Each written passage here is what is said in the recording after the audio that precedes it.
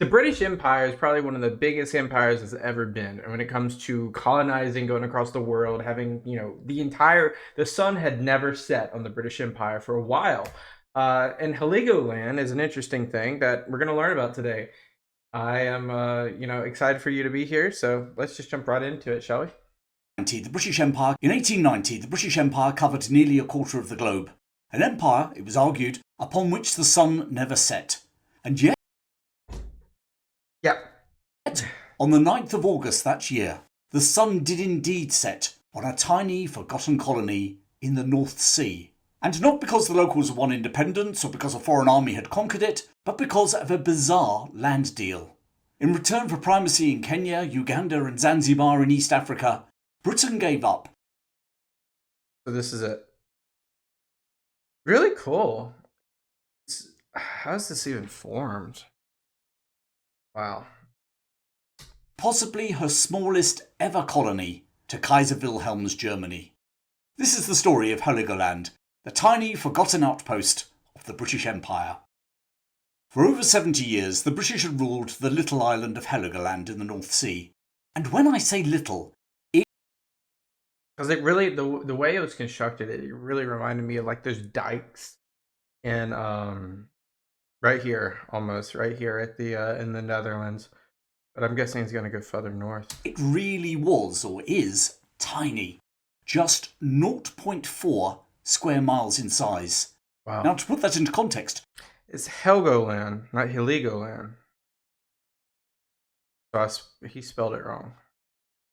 Gibraltar is 2.6 square miles, and the historic city of London, inside its Roman walls, is 1.12 square miles. Wow. Her nearby sister island, called June, is even smaller, just half her size. So how on earth did Great Britain end up owning this pinprick of territory 30 miles off the northwest coast of Germany? It looks just like like a hopper island. Like you're hopping from this island to another place. Maybe like to refuel, reset, get some sleep, get the crew all fed.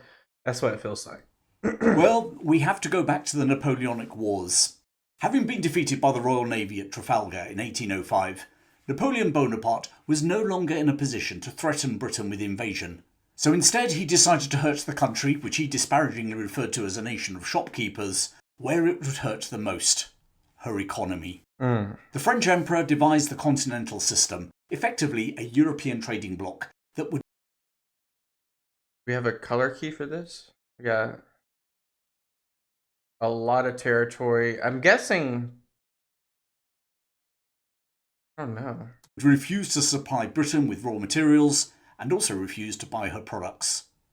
Napoleon leaned on neighbouring European nations to join this system, including Russia, Prussia, Holland, most of Italy, and Denmark. Mm. Now, whilst officially neutral, Denmark was under heavy pressure from France to use her navy in support of Napoleon. In response to this potential threat in the North Sea, the British decided to take preemptive action. In 1807, the Royal Navy bombarded the Danish capital, Copenhagen, and seized the Danish navy. Now, despite Heligoland. Seized. That's an interesting word. Like they took it, and they when they see when I hear seized, that means like they took their ships and they said bye. So what happened? Proximity to North Germany, the island was actually ruled by the Danes and had been for about 100 years. Makes sense. En route to Copenhagen, a Royal Navy squadron under Admiral Thomas McNamara Russell arrived at the island, and the small Danish garrison surrendered without even firing a shot. With control of Heligoland, the British had breached Napoleon's continental system. Just 30 miles from the German coast, it became a centre for smuggling in both directions, spying, and political intrigue. In 1811, £86 million worth of goods passed through the island. Whilst Napoleon's continental system continued until his abdication in 1814, the British presence on Heligoland totally undermined his embargo. And that in turn would play a part in Russia leaving the system in 1812 and the war with France that followed. With Napoleon facing defeat, Denmark and Great Britain signed the Treaty of Kiel on the 14th of January 1814. That peace treaty formally passed possession of the island to the British. It looks like they got like an entire really established neighborhood on the cliffs though, right there, doesn't it? They got like a port on top. You even got a soccer field or a football field below. It's got a little bit of nice accommodations here. I would say. Guessing there's like flood. I'm guessing those dikes or whatever you call those that are built on the left hand side right here at the bottom is to prevent flooding from like the current. And Heligoland would remain part of the British Empire for the next 76 years. Okay. It's a little part of the history of the British Empire that tends to be overlooked. Britain's newest subjects numbered less than 3,000. Okay. The local population were ethnically Frisians who spoke a Frisian dialect rather than German or English, and most made their living from fishing. Is Frisian like French-ish? This little colony had its own British governor, or actually a lieutenant governor, its own flag incorporating the Union flag, and from 1867 issued its own stamps with Queen That's Victoria. Victoria's head on them. In 1826, a spa was opened on the island, and through the 19th century, Heligoland became a recreational destination for the cream of European society. Recreation. Soon, hotels with names such as the City of London, the Queen of England, and the Belvedere graced the seaside frontage. Wow. There was also a casino, Like a Vegas? Which the Colonial Office strongly disapproved of, but which successive governors defended as one of the only ways to make the colony pay for itself. Wow. As historically, the locals had never paid taxes to the Danes, or indeed anyone else. Wow. The laid-back colony became a hub for German liberals, avoiding the more draconian governments in places like Prussia. One of these liberals was the poet, August Heinrich Hoffmann von Fallersleben. While staying on the island in 1841, he wrote a poem entitled Das Lied der Deutschen.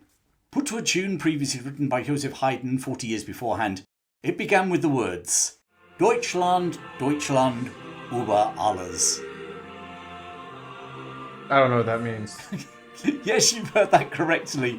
The future German national anthem was written by a poet in a British colony. Oh!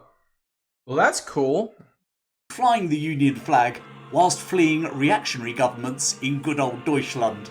Isn't history brilliant? Wow, that is crazy cool.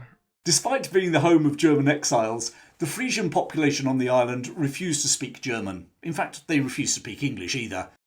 Okay, so what is Frisian? Like I said, is it French? Let me know. They were content just to bumble along as I can they look it always up had. too. But times were changing.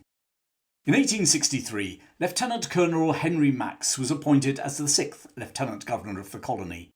Wounded at the Battle of Balaclava during the Crimean War, the 31-year-old from Surrey was a fluent German speaker. That wasn't a problem to the locals.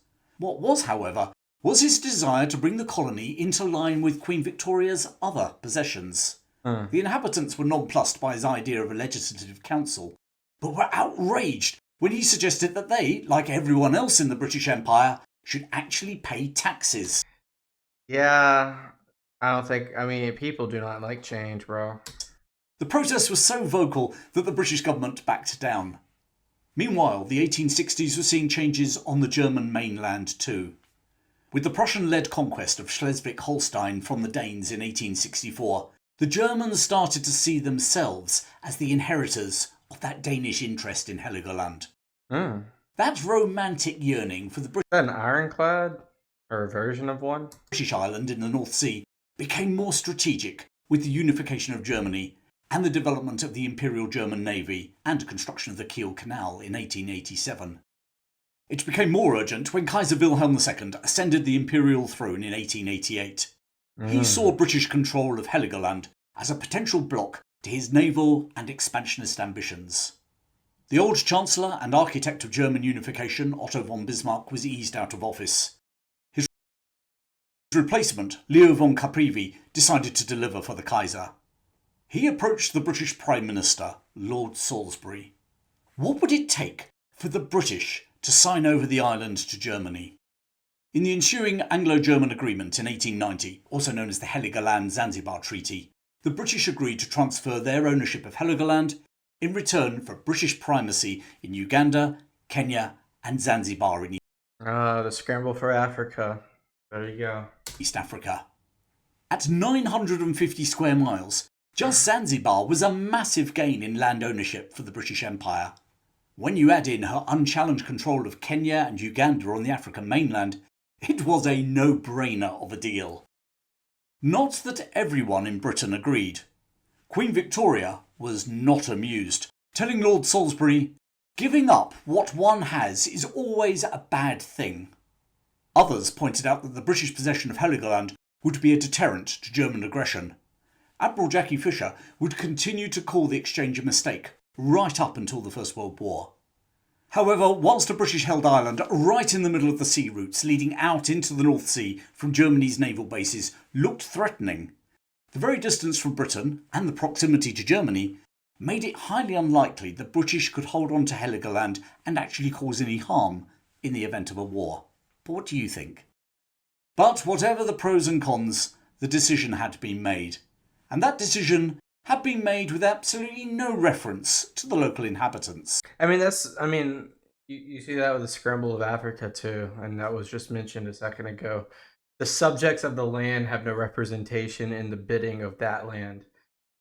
Well, it just really depends, how you look at it, because it's a very different conversation with Africa. But for this particular piece, what was the origin of this land prior? Because it seems that it was more or less just, like I said, a stopping post, and it's really up for grabs. And without representation and mainly people or other countries showcasing respect to you by what's it called?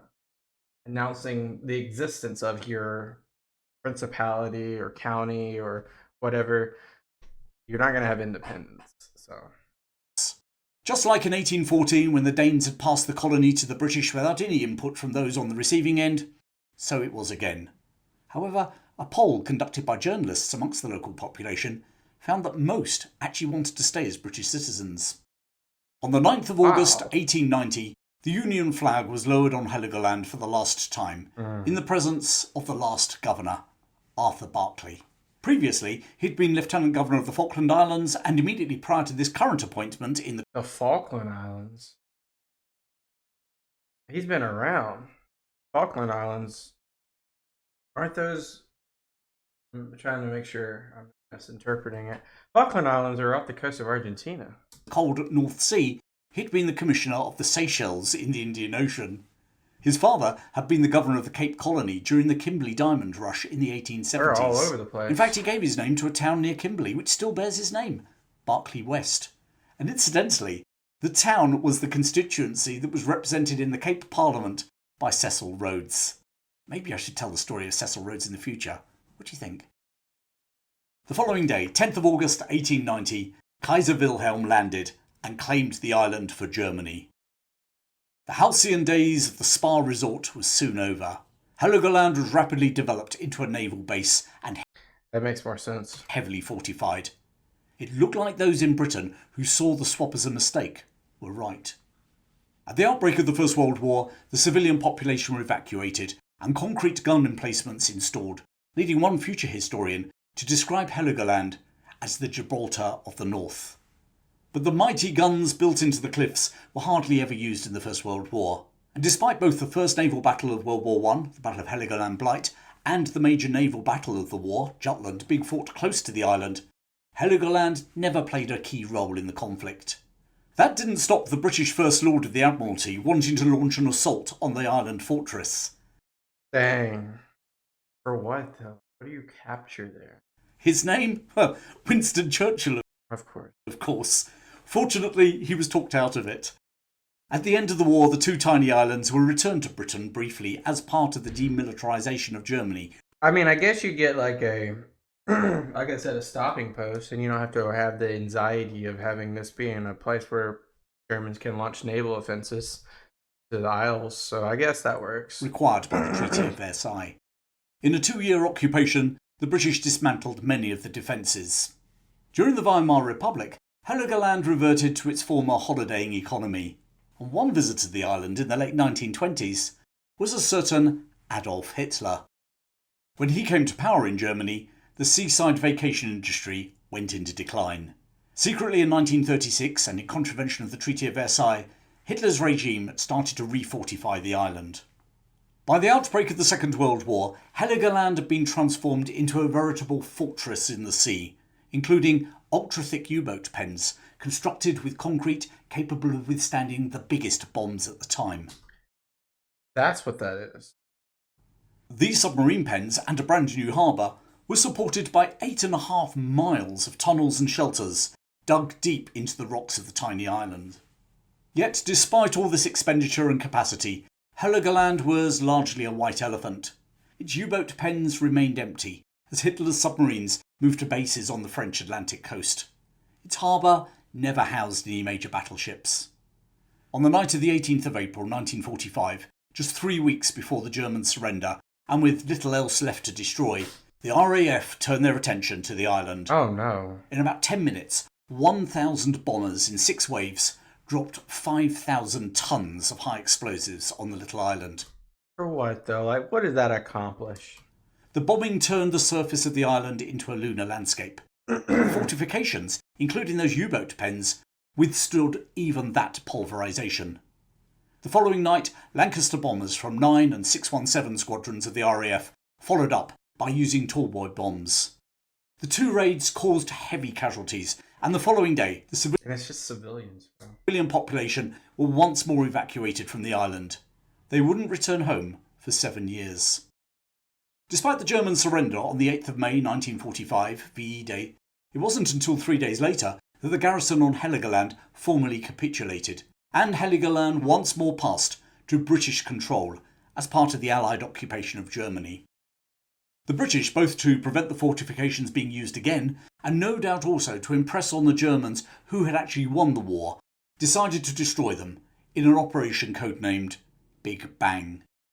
On the 18th of April 1947, in one of the largest non-nuclear explosions in the history of the world, they detonated 6,700 metric tons of explosives on the tiny island. Now, just to give you some sort of comparison, that is half the explosive yield of the atomic bomb dropped on Hiroshima, or over 200 times the largest mine detonation at the Battle of the Somme.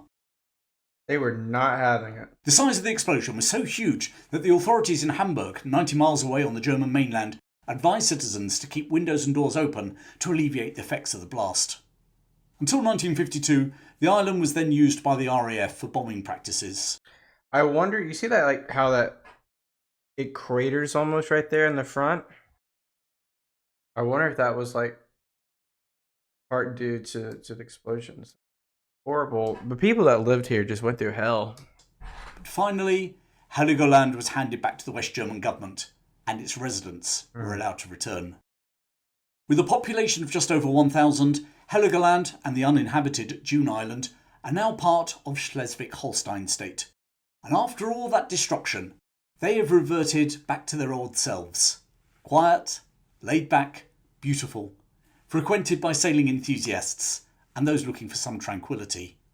Most people in Britain probably don't even know where Heligoland is, let alone that it was ever part of the British Empire. That's crazy. But for 76 years, this island, just off the coast of Germany, with its own flag and stamps with Queen Victoria's head on them, was indeed the tiny, forgotten outpost of the British Empire.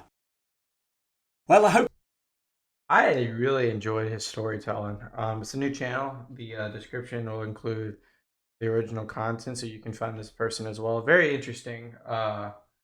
Very interesting, Heligoland. And I think it's just spelled differently in Google Maps. I want to look at it real quick with you guys. So like we're gonna look right here.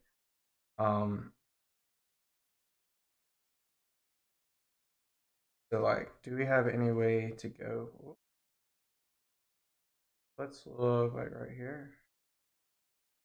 This was in August 2017. Whoa, very modern too. What do you guys think?